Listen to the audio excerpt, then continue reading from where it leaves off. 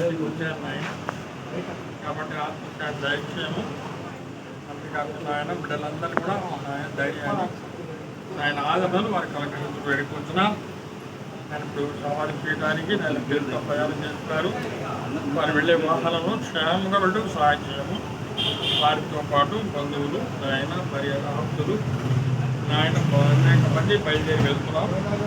మా ప్రయాణాలు కూడా అందరూ ప్రయాణాలు ఉండే క్షేమం వెళ్ళి ఆ కార్యక్రమం జరిపించుకొని క్షేమంగా వచ్చి సహాయం చేయండి.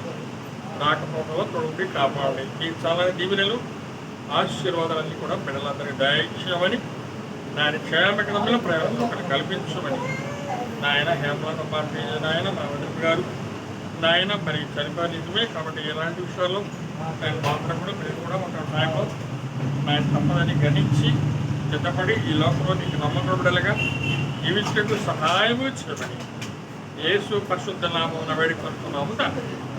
ఆమేన్.